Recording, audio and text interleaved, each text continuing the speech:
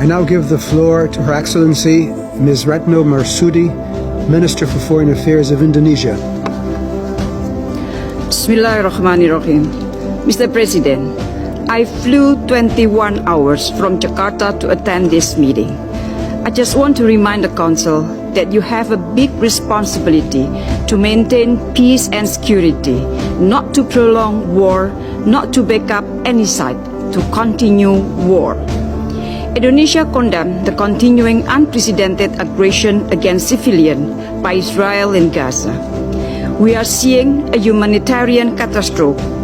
Crimes against humanity are happening as we speak. Are we going to stand idle? Attacking hospitals, religious places, blocking access to power, water, fuel, and displacing population of the Gaza Strip are being conducted as a collective punishment. At the same time, civilian hostages are being held. Their lives are in critical danger. So I come here to ask the Council, how are you going to exercise your responsibility? When are you going to stop the war in Gaza, create ceasefire, open access to humanitarian assistance, call for immediate release of civilians, stop the illegal occupation of Israel? I have to repeat it. Stop the illegal occupation of Israel. Every second wasted due to political disagreement and failure for consensus represent a humanitarian defeat for the Palestinian and creates further instability for the world. How many more lives should perish before this August Council make a move? Because I can assure you one thing, Indonesia will not risk any single second in harnessing global support for immediate action.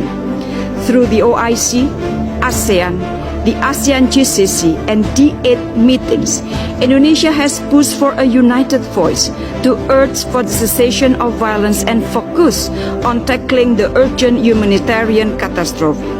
Mr. President, Indonesia calls the Council on 3 points.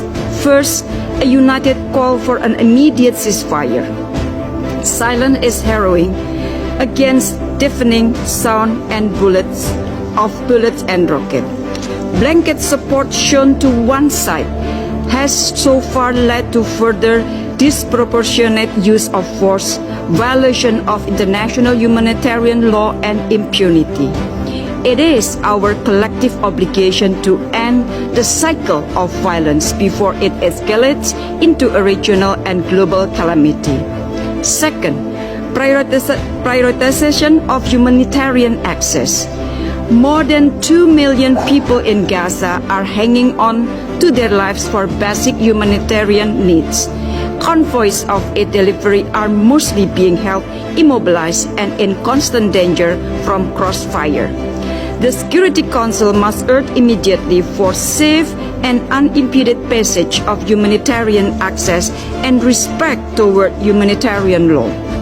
Third, move beyond politics. Bring back humanity to the Security Council. Please use your great power to be more human.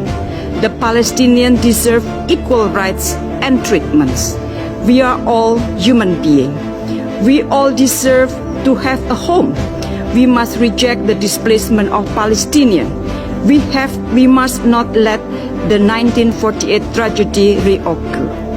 The Security Council holds great power, and with great power comes great responsibility to address the current situation in Gaza, to address the root cause and ensure a path to state solution. Indonesia stands with the people of Palestine. I thank you, Mr. President.